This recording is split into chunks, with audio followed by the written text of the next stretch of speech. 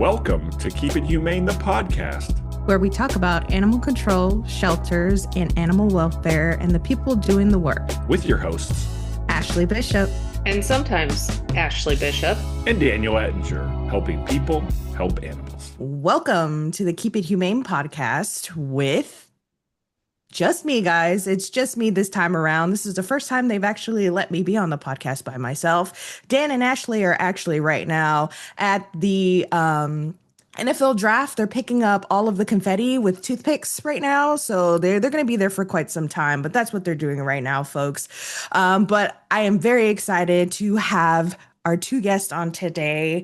I think they're a little bit different than anybody that we've had on the podcast here recently. So I'm very excited to speak with them. Welcome, ladies. You want to introduce yourselves and where you're from? Sure. Yeah, absolutely. Thank you, Ashley. I'm Darlene Duggan from Chicago, president of Anti-Cruelty. We are a full-service, comprehensive, humane society, pretty much located in the heart of downtown Chicago. We have a 127-year history serving our community. Yeah. And long Lydia? legacy. Yeah. Hi. Thank you so much for having us. And Ashley, I'm a little sad that you don't get to pick up confetti with toothpicks too. I feel like you're missing out, right? I know. I'm also in Chicago, Lydia Krupinski. I'm the vice president of community engagement at Anti-Cruelty. And Darlene and I, between the two of us, we have a pretty long tenure there. So, yes, but let's not talk numbers because that will age us. I know. And I was just going to ask you guys, how long have you been in the field, like animal welfare? Yeah, so I think both of us are edging towards 2 decades, if not more. Darlene, how old are we? You were frozen. We just thought that you were like rapt with attention. Yeah, I think, let's see, so right now in the position I'm in, I am about to hit my 10 years next year. But man, I've been doing this for almost 18 years now. I started originally in Deep South, Texas. I'm originally from Brownsville, Texas, way down there. Deep South, Mexico was our sister city. Matamoros was over there. So yeah, I got a lot of experience doing that. And then I changed over to the animal control side as well. So it's been a lot of fun to kind of see both things.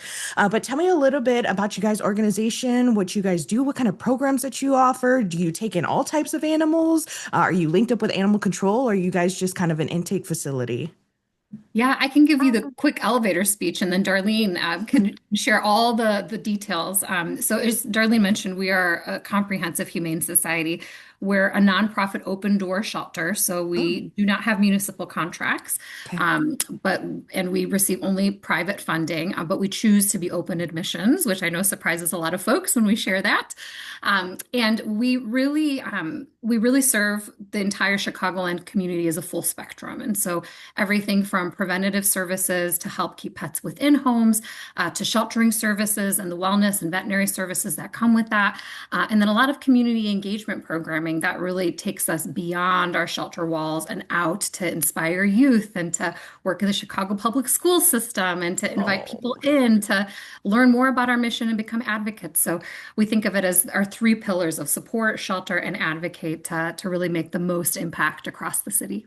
Holy cow, I've never heard anything like that. Say it again. So support, shelter, and advocate, correct? Yes. That's amazing. That is absolutely amazing. Yeah. You know, that's something that I think Dan's, I don't know if you've heard his shelter program right now that he's putting out. I think it very much attests to kind of everything that we all need to be doing in the space, regardless if we are a humane society or a municipal shelter. I think you guys have a great foundation on what you're doing and kind of what you're trying to bring to not only the animals, but the community. So hoorah to you guys. That's amazing. It's a lot. You. It's a lot. Yes. Darlene can share more about the nitty gritty from like the humane investigations to like the whole. Yeah, we consider ourselves a comprehensive organization, and I suppose that happens after 127 years. It just, you keep sort of adding on the programs, or you keep sort of figuring out what's working and what's not working, and what ways that you need to shift and to be able to deliver those services. And one of the aspects of the work that we do that I love to talk about is actually rooted in our 127-year history. And the organization was originally founded to help workhorses in the city of Mm, Chicago.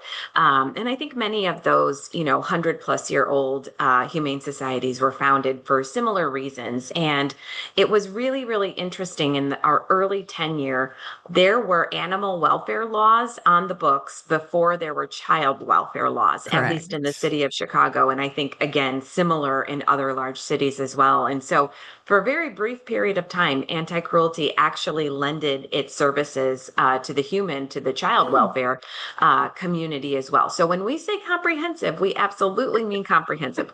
Of course, we no longer serve children in that way, but children, of course, families, people are just as important to our mission as the animals are. And that, I think, is reflected in all of the programs and all of the services that we do. That's amazing. I don't think a lot of people realize what our history is in animal welfare and that, animal cruelty laws came way before, protecting children, which is absolutely bonkers. Because Mind-boggling, yeah. yeah, I feel like the society right now is kind of like, why does everybody care so much about animals and nobody cares about the humans? I feel like we're kind of in that space right now. But what drew you guys to animal welfare initially, and how did you guys get on board with anti-cruelty and kind of, what aspects of animal welfare do you guys enjoy the most? Oh, great questions. Darlene's That's a story will lot. make me cry, so I'll Oh go no. first. Okay, you take it, Her Darlene. story always makes me cry.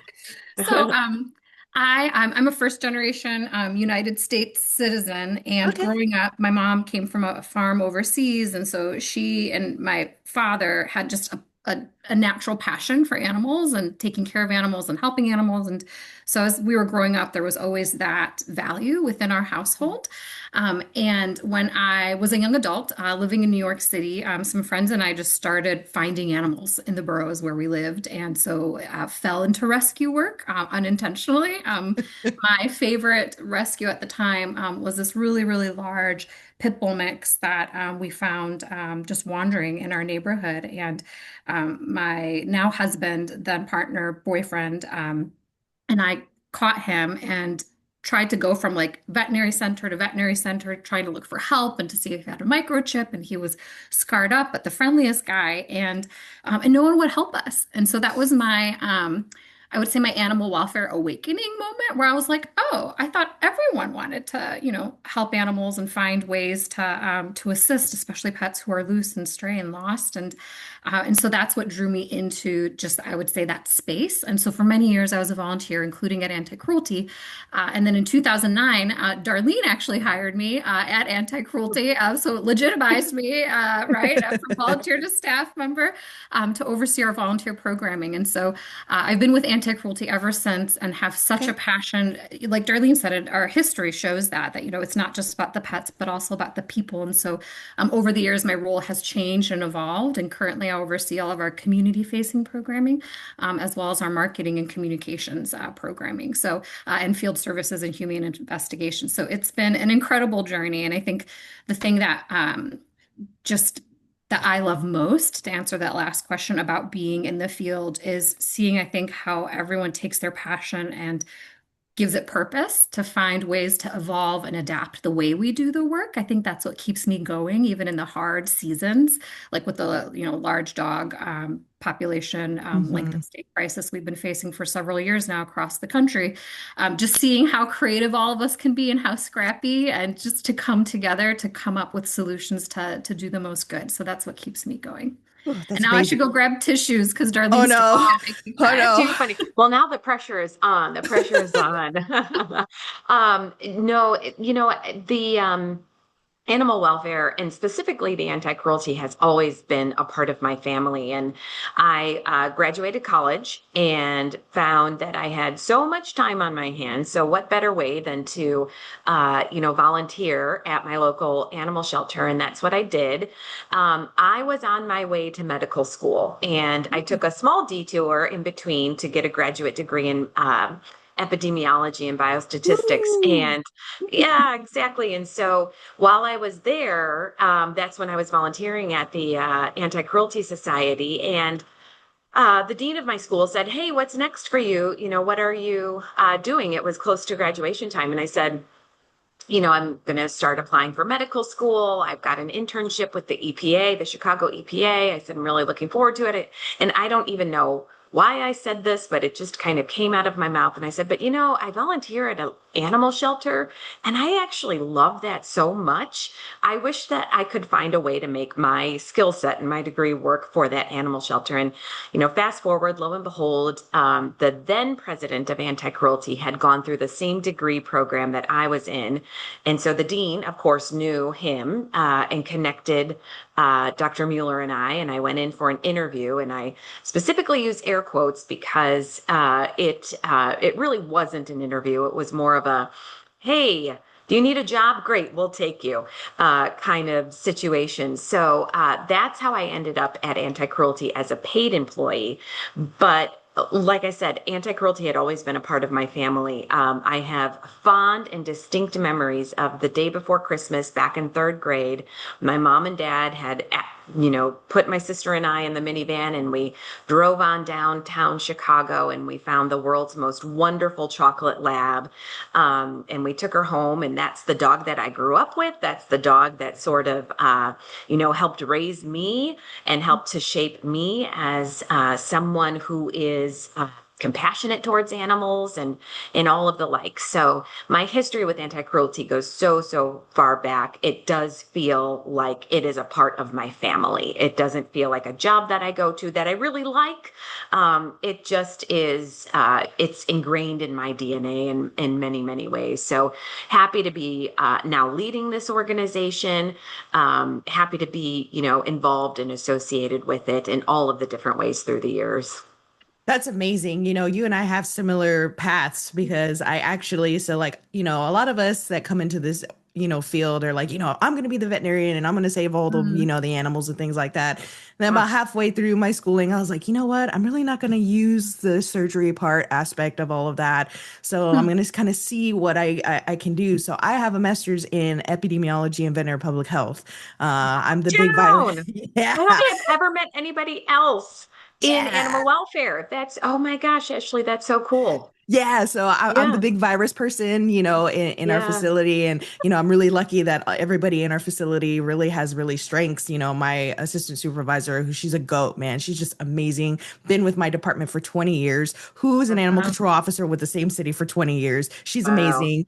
But she has all of that ins and outs. And then I bring in kind of the virus and the inside, knowledge. So it's been a great team, but it's awesome to meet another epidemiologist because there's not many of Yeah. us out in the world. Yeah, absolutely. And who would have thought, or at least I didn't think, my naivety when I was younger, that we could make it work in animal welfare. And yet there is so much need for that skill set or that kind of like-mindedness.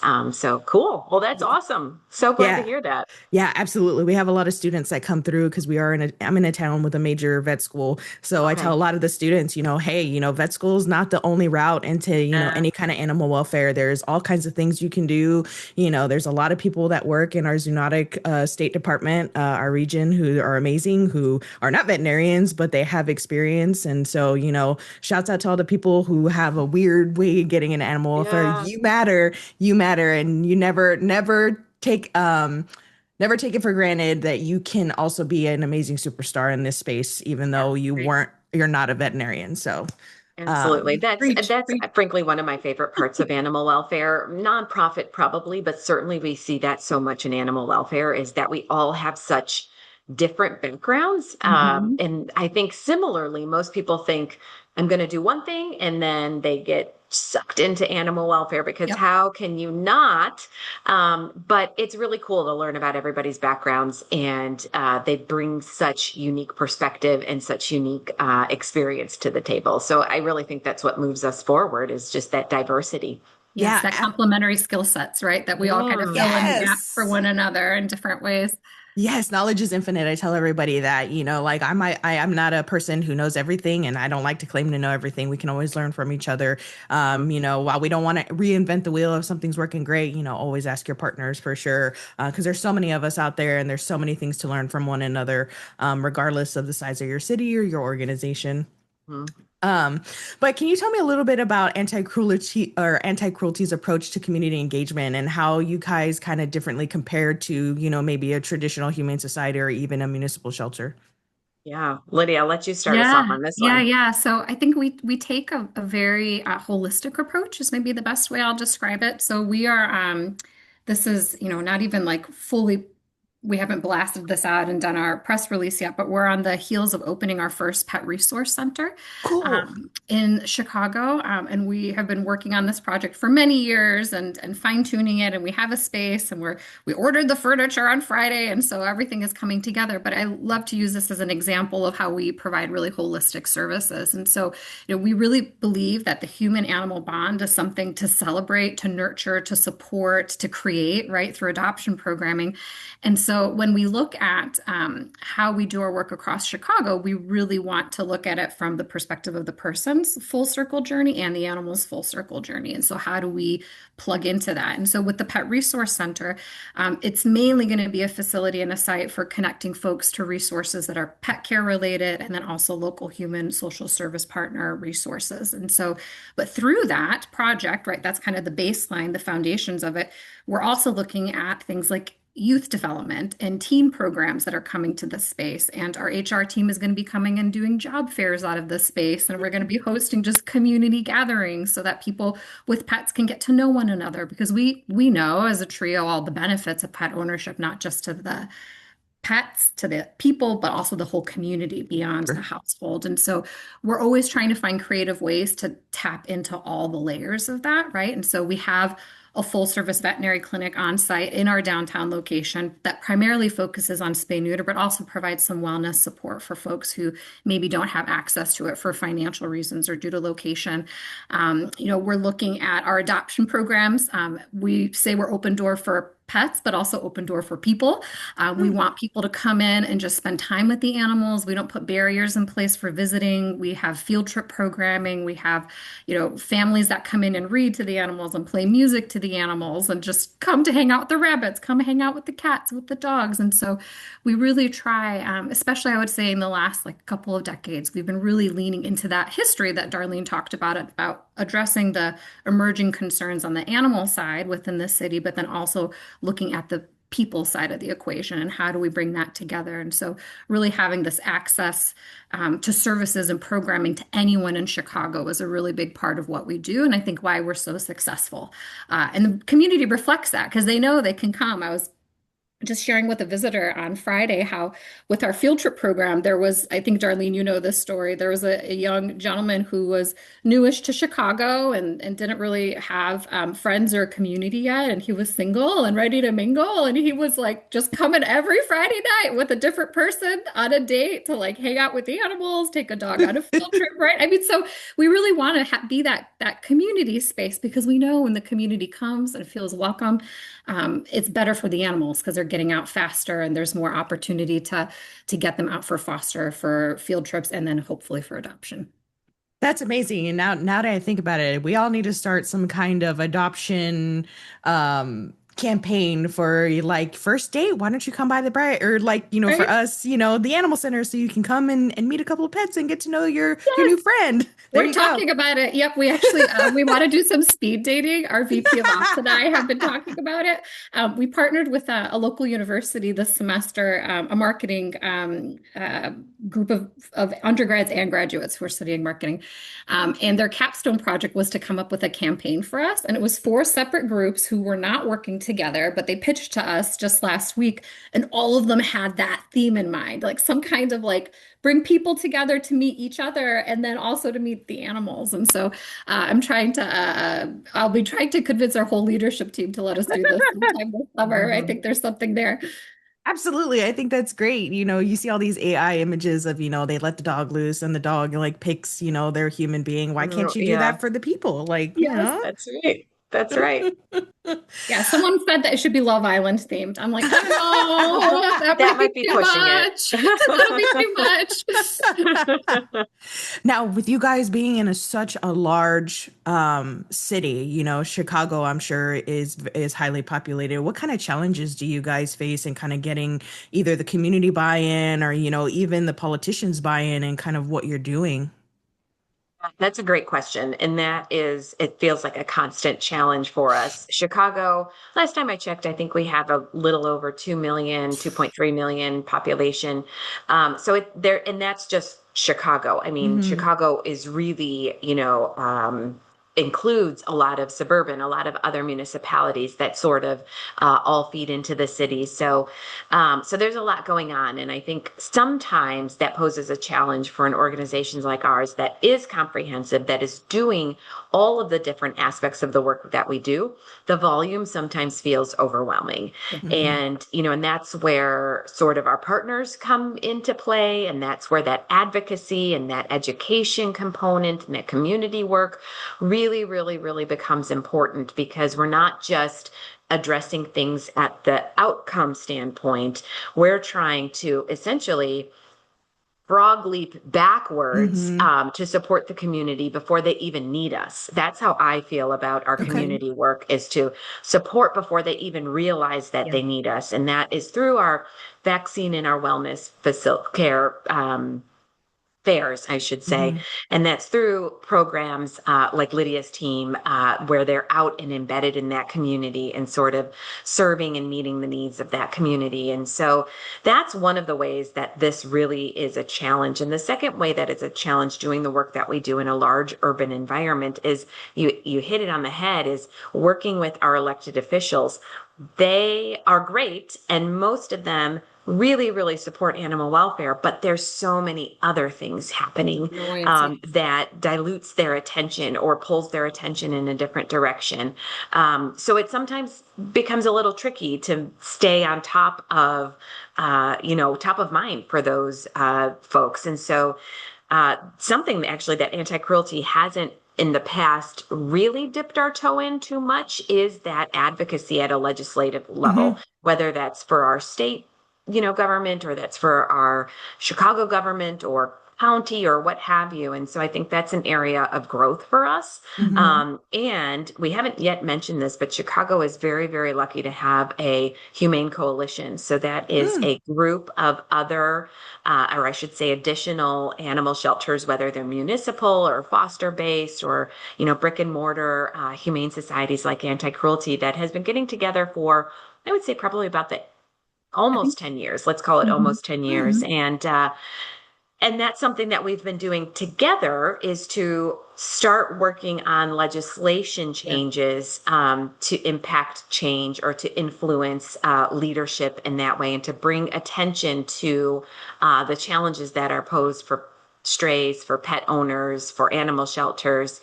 So that's been really powerful to work in partnership, in concert with our partners in that way, to amplify our voice. Exactly, exactly. Because the legislative work affects the whole ecosystem. And so when we Mm. look at what as a coalition do we have the most, how much noise can we make, right? Like as Sure. individuals is limited. I think anti-cruelty has, because of our legacy, we have a little bit more of a louder voice in that sense, but bringing us all together to advocate for policy change is a huge focus for us this year. And we've seen some early wins. I won't mention them yet because they're I don't want to jinx them. They'll go public soon.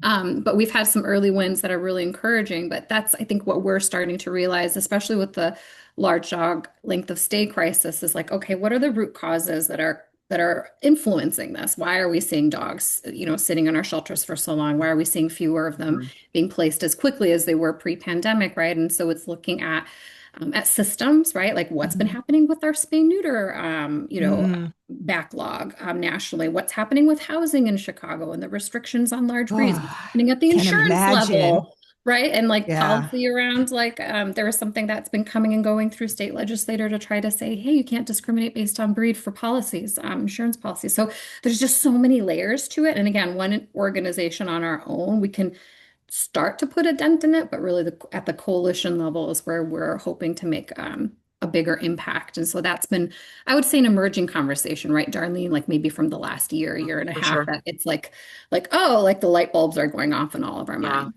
Yeah. Or similarly, I think it's something that maybe individual organizations have dabbled with in the past, Hmm. but Ashley, you know this day to day in an animal shelter, there's more work than you can get done in your 8-hour shift, or sometimes even your 10 to 12-hour shift, right? Yeah. So I think that's something that has always sort of been put on the back burner, or that gets pushed to next week's to-do list. And Hmm. so having a coalition in place allows us to collectively Mhm. donate a little bit of time and have a big impact. So it's been pretty special to see that forming.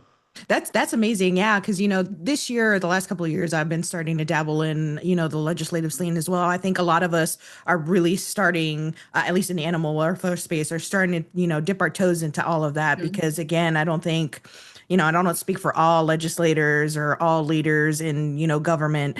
They just really don't know what goes on a daily basis for us, whether it's in the shelter or out in the field. They don't Mhm. see what it is we're dealing with and the power that we're very limited in doing the things that we want to do, but we can't. There's a lot of red tape, especially on the animal control side, on what we can do, and people get upset. Well, why aren't you taking that dog? Well, unfortunately, in Texas, animals are considered property. I can't just go take your car without any reason. It's the same thing with animals, You missed obviously. your oil change. Give me your car, right? Yes. Yeah, and it's hard to explain that, as I'm sure you guys know, to people that just don't understand that, yes, we don't treat our own pets like that, and we wish everybody would treat how we treat our own pets, but there's not a lot of legislative to back us up and say, hey, you need to bring your dog in when it's minus 32 degrees outside, even though it has everything it needs legally. Yeah. For us, there's really not a whole lot we can do, here in Texas, that they have everything they possibly need. So it's awesome to see that you guys are going into that space, because again, with as much legacy as you guys have, it helps to bring awareness and hopefully change in a positive manner for all the animals. Yeah, Well, and some of it's absolutely. the legislation that we can influence to implement, but some of it is also the legislation we can like punt out of the conversation. Because I Yeah. think wasn't that the moment for us a couple years ago, Darlene? There was a Yeah. euthanasia bill It, introduced in yeah. the Illinois state legislature to make it Ugh. illegal to euthanize. And we were like, What? Yeah. what? Yeah, it was a real shocker. And I think that Lydia's absolutely right. Like that was the oh shoot moment of, we really need to have a more active voice. Hmm. Well-intentioned, as most things are. It wasn't necessarily in spite or, to throw shade at animal shelters, but a constituent had gone to their local legislator and was concerned, didn't want to see euthanasia. None of us do. So, that makes sense. And had said, why don't we just make it illegal to euthanize at animal shelters? And so that bill it didn't get very far, thankfully, but it at least got presented at the state level. And it sent all the shelter people that I know in the area, it sent us into a pretty deep panic. Yeah. If we cannot, the collective we, if we cannot euthanize, that is going to have some serious, serious consequences for animal welfare, for rabies control, for Public all health, of the yeah. things.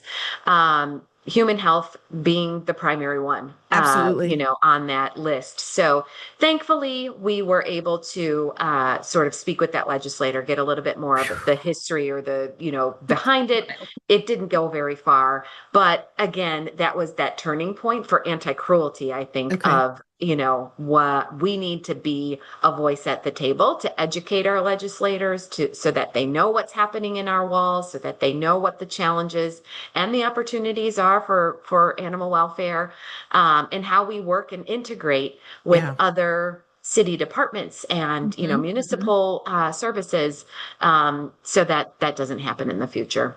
Yeah, I Yikes. think That's that's probably about the scariest legislation I've just heard in a hot Yeah, minute about yeah, that. And the yeah. part that really, to build off what Darlene said, it's to be the on-call resource, right? Like if we have the relationships with legislators and something like this pops up, we want them to be able to call us. And that just didn't happen when that bill was presented. Right, Like right. no one, like from the local city coalition to, we have the Illinois Animal Welfare Federation, like no one Hmm. received a call to say, hey, like what do you think about this idea that we have? It Yeah, was just yeah. like crickets. And so that's why we're like, okay, we need to get on top of this. And many, many moons ago, I want to say it was in the 40s. Darling, correct me if I have the timelines wrong. Like we were involved in some legislative and advocacy efforts at the national at the national level. And so I think to Darlene's point, things just started to ramp up as we started to do more of the shelter work, and the just demand for our services went up and up, up, up over the decades. It just wasn't something that we prioritized until recently. So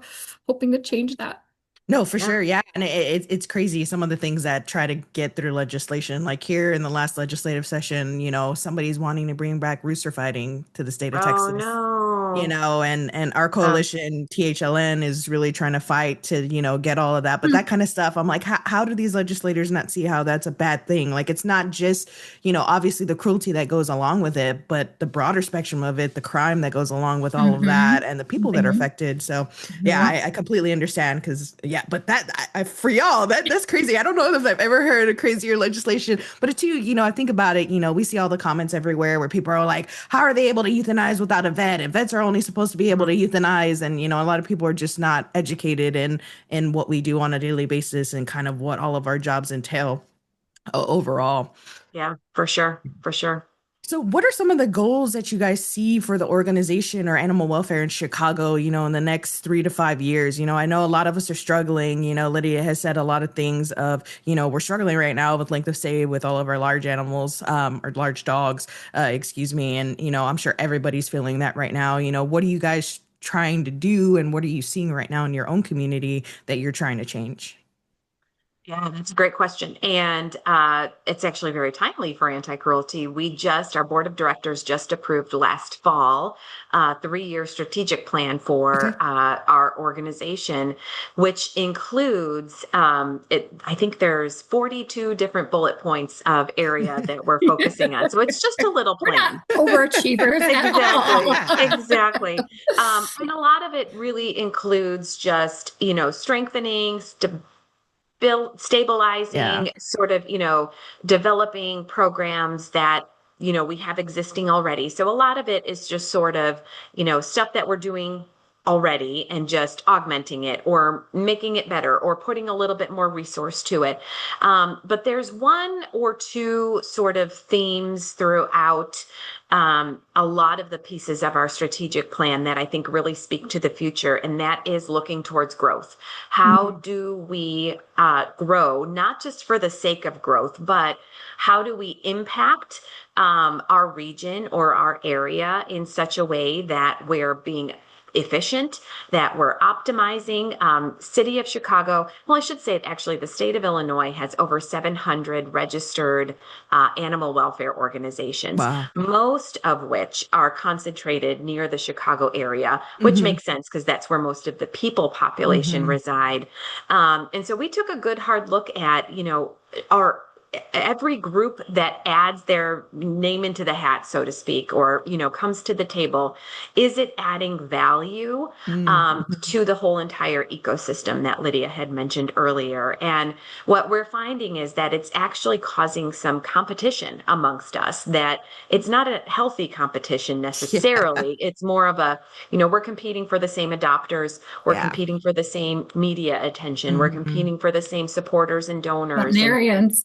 veterinarians, Yeah. yeah, that just the talent as Yeah. well. And so it's really caused a strain on the ecosystem, in our opinion. So, how do we Sure. address that? And we're going to start looking at meaningful partnerships. We're going Hmm. to start looking at within our region, collaborations that go above and beyond just, hey, we're going to work together on this program, but how else can we work together so that my organization is optimized and your organization is optimized? Maybe we share some business practices on the back Hmm. end.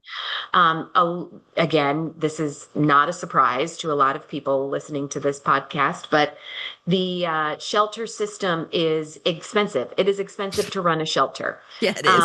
And so I think a lot of folks have found themselves in a situation, or a lot of groups, I should say, have found themselves in a situation where financial sustainability might be a challenge, or fundraising is becoming a challenge. So Yeah. again, we have a 127-year legacy. We're not perfect. We're not, we don't know all that there is to know, but we do have a lot of history. So how can we support and encourage our community in that way? And so that's an area that we think we can really step in and become a leader in our region to sort of strengthen the whole in that way. So we're going to be looking at, again, those meaningful partnerships Mm-hmm. in meaningful ways to spread our mission. And step two of that is we're actually going to start taking that at a national level too. We're an open admission shelter that we've talked about a little bit already, and there are many challenges that come with that. There's many benefits that come with that. But we want to start influencing the narrative about animal sheltering for all of the reasons that we've already discussed Yeah. in a more meaningful way. And it's one of the challenges of animal welfare is that it's so fragmented. We're Yeah. all sort of doing the same work in our little Bubbles. cohort or our little Mhm. corner of the map. And we have so much to learn from each other. So, Mhm. so that's really one of the strategic focuses for anti-cruelty. That's, you bring up a good point. A lot of us are all in it for the same, but I feel like, as with any space, it's not just animal welfare. I feel like there's a lot of competition that holds us back as a field overall, because we're all trying to do the same thing, and I work for a municipal shelter. So, we are very transparent. We're not here to lie to anybody about what our resources are, what we can and what can't do. And again, we're open intake as well. Not only am I getting from Good Samaritans, I'm also getting from my animal control officers that are out in the field and things like that. So I think you guys bring a good point, and kudos to you as a nonprofit organization for pushing that narrative, because I think we need to hear a lot of it more often, and working together as a whole, because again, we can't fight one another when we're already fighting a battle that's, I feel like getting worse over time here recently, Mhm. because when I first started in 2009 in this field, we were getting there, we were getting somewhere. And then after the pandemic, I feel like we're just regressing somewhat. And I don't Yes. know that any of us have really found that piece of why we're regressing so hard to just kind of help push the narrative in a positive manner. Yeah, absolutely. That is the $1 million question is what Yeah. changed that, Yeah. we were making progress and then it almost seemed like there was a Your complete reset. about face. Yeah. Yeah. Mhm. And then Well, and I have my own personal question for you guys and what you guys do. What are y'all seeing as far as your services are concerned? Are you all going out into the community and like telling people about them, or are they coming to you? Because like we started off with a voucher program. We do free spays and neuters for all of our residents. There's no anything on it. You just have to prove that you're a resident of Bryan. So we do those Mhm. types of things. And we were going out in the field and we were presenting them and giving them out, but nobody was taking advantage of that. And Mm. then so we backwards, and now people are coming to us, and now they're starting to use those things, the vouchers, and they're actually taking advantage of it. What works better for you guys, being out in the field and kind of, I don't want to say shoving it down people's throats, but like Yeah. saying like, hey, this is here, or are they coming to you now? And those programs are starting to grow on their own because people are coming rather than Yeah, giving. I can share a little bit about what we found has worked for us. Sure. Many moons ago, we also started a spay neuter voucher program. I think it was circa 2015, 2016, and we were deploying it like across the city of Chicago. So we wanted to provide as much access to spay neuter as possible. And so we had like these little coupons, and we're sending them Mhm. to partners and putting them in municipal spaces and county spaces. And we saw like I think like two come back and get Yeah, utilized. see, And we're like, I'm like, why is this, what is happening?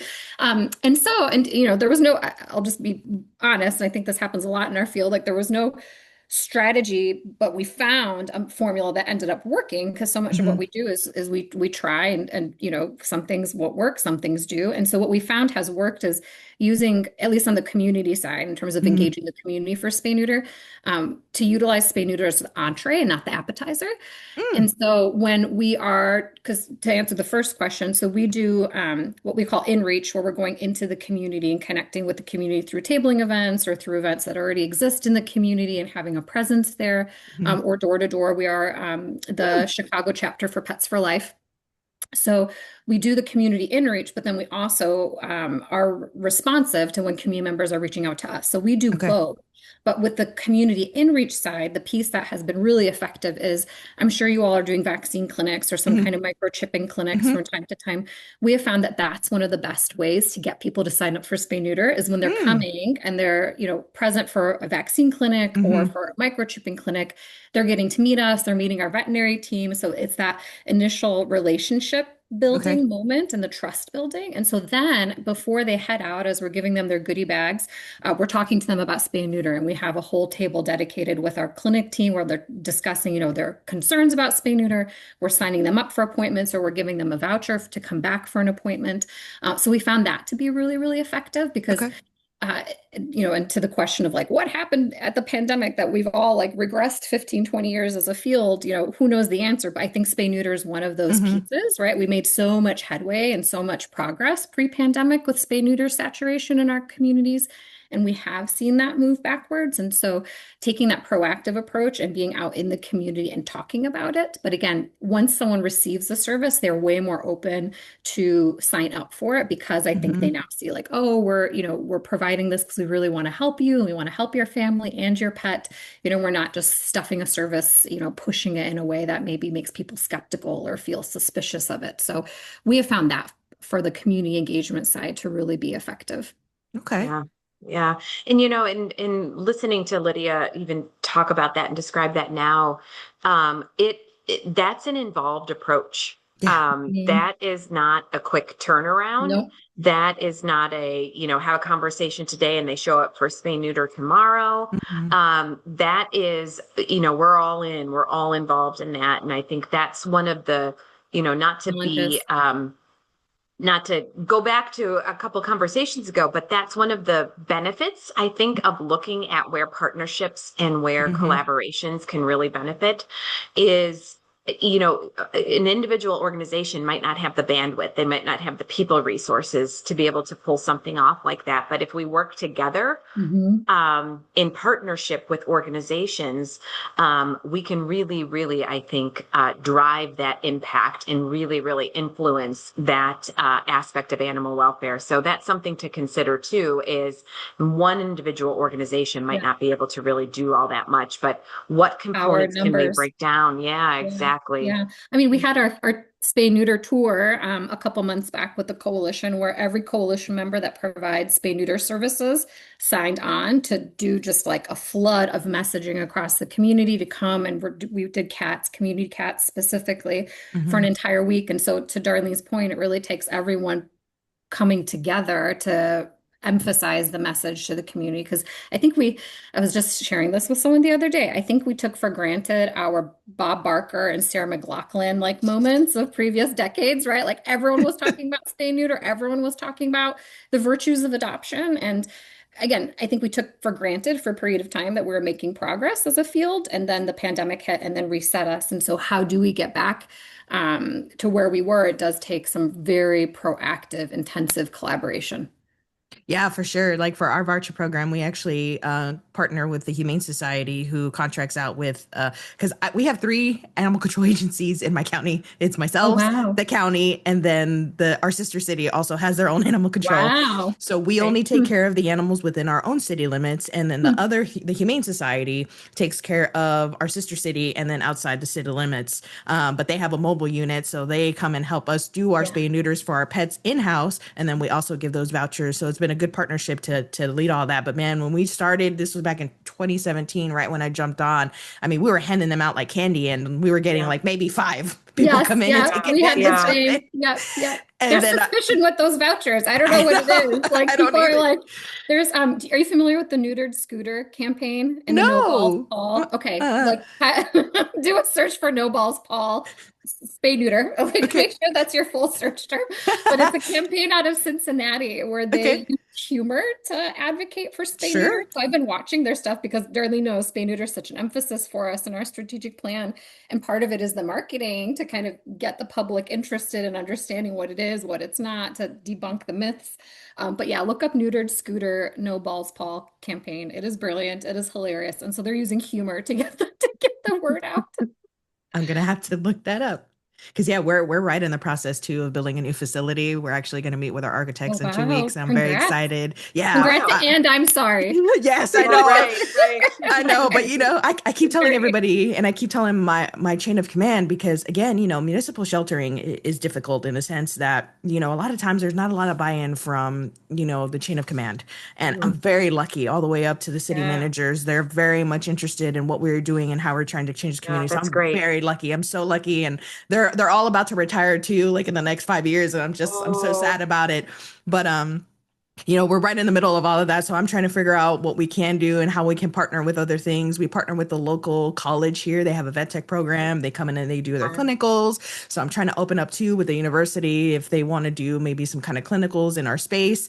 Because even being in a college town that has a vet school, we're still, it's Mhm. hard to find veterinarians who have the time that are outside of their own clientele to help us with things that are kind of outside of our spectrum because I don't have a vet on staff, unfortunately. Mhm. okay. So we really rely on the community veterinarians to help us with a lot of things. And we have great veterinarians, but they also have a clientele that they need to also, Yeah. take care of Sure. as well. Well, Yep. as you're preparing for construction, get that stuff off the ground because it's so exciting to be in a full rebuild, but it's going to be fully consuming, which is why I say I'm sorry. But man, you guys are going to be so lucky on the other side of it. I Yeah. know our staff is super excited and our communities they're getting there.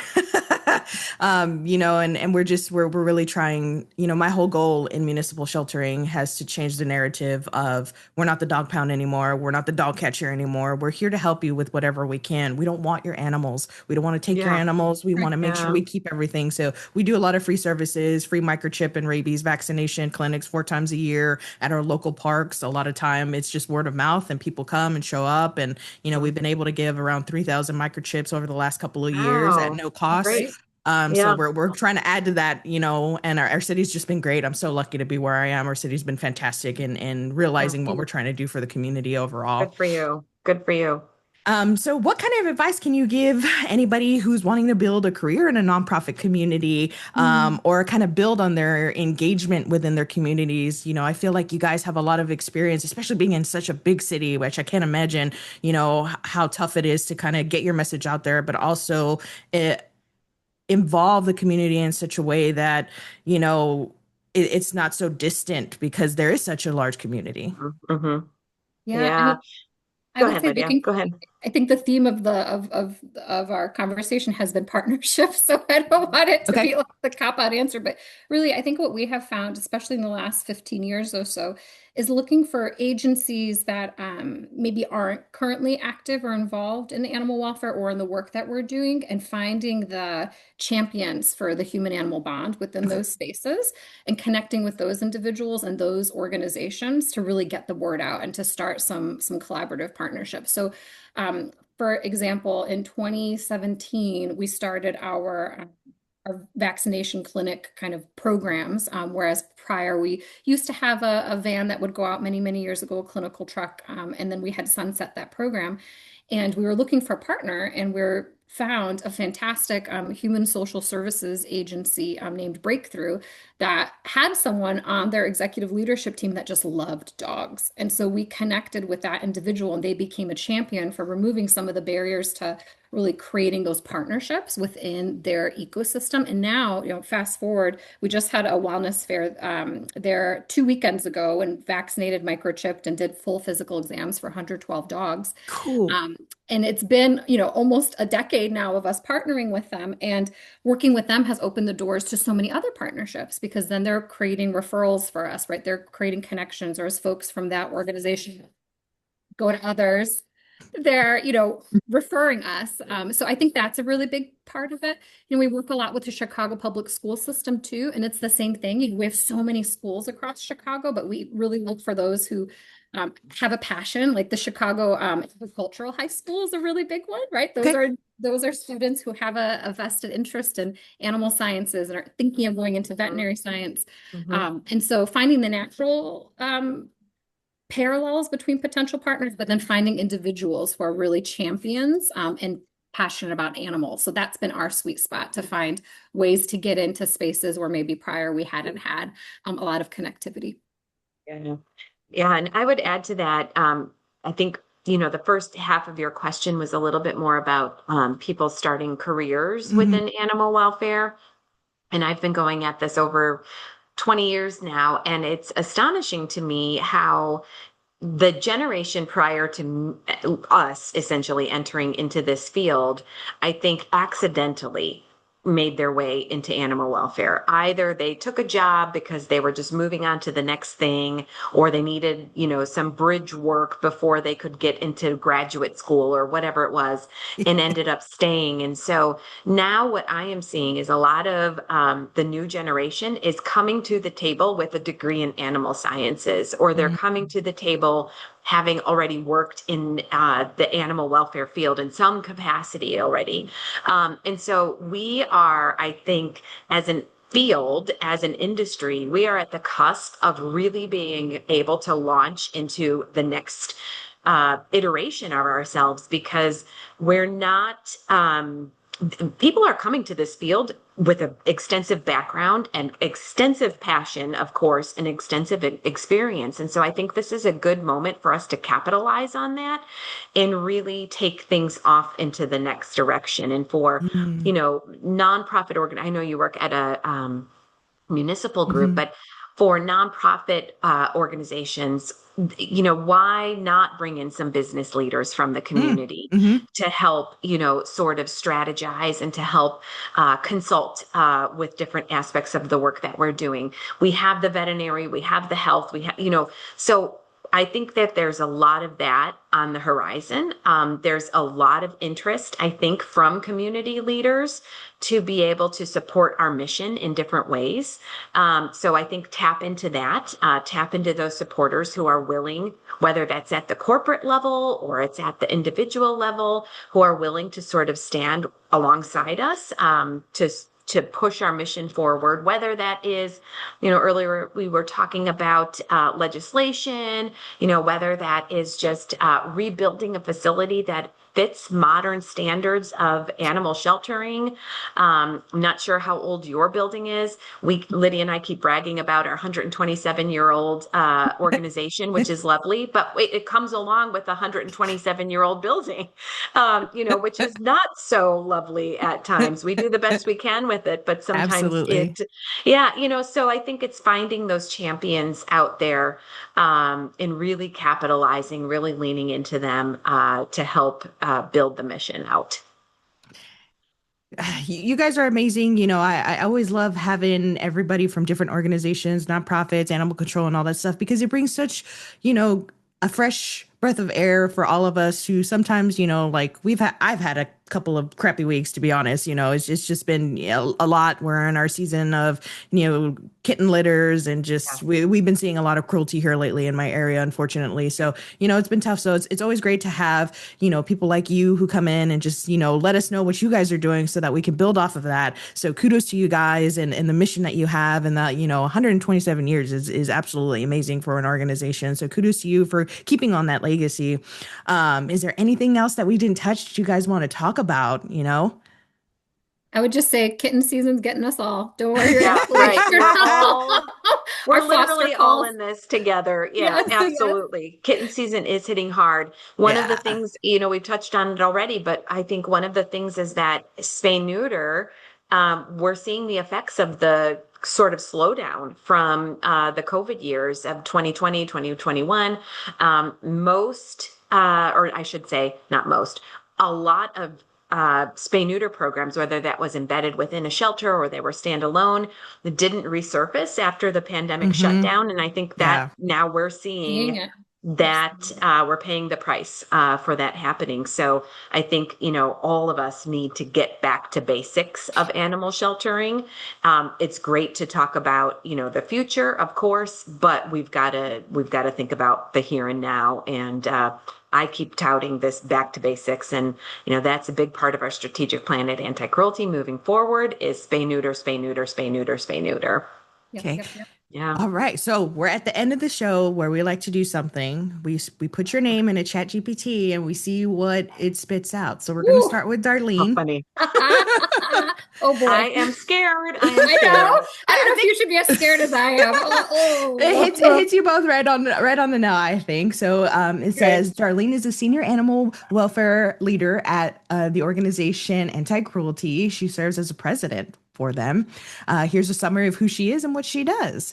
President of Anti-Cruelty, Darlene leads the organization and oversees its overall mission and operations, working to ensure that the shelter and its programs meet the needs of the community. She has over 2 decades of experience in the field, starting her career as a shelter manager and later moving into leadership roles, including the vice president of operations, where she oversaw animal care and clinics. Darlene emphasizes innovation and high standards in sheltering, community outreach, and services like admissions, adoptions, and spay and neuter programs. She holds a graduate degree, Master's of Public Health, and serves in broader animal welfare roles, including the treasurer of the Board of Illinois Animal Welfare Association. In short, Darlene is a seasoned animal welfare professional leading one of Chicago's most established humane organizations. Ooh, that was really great. I know, right? There's no secrets all with right. AI. Excellent. All right, now for Lydia. So Lydia is an animal welfare leader and nonprofit professional in the United States. She is best known for her work with the Anti-Cruelty Society, a major animal shelter and advocacy organization in Chicago. Professionally, she serves as the vice president of community engagement at the Anti-Cruelty Society in Chicago, where she leads community programs, marketing, public relations, and outreach efforts. She works on expanding support services, volunteer programs, youth engagement, and adoption initiatives, helping connect people and animals and to promote humane care. She also co-chairs the Chicagoland Humane Coalition, a regional group focused on animal welfare collaborations and advocacy. She has been with Anti-Cruelty Society since 2009 and has over 2 decades of experience in community engagement, media development, and nonprofit leadership. In short, she's an established nonprofit leader working to promote animal welfare and community engagement in the Chicago area. Wow. Thank you, chat. Very accurate. Chat is so complimentary. Yeah, it's so you know, fascinating. and that's really fun that you do that.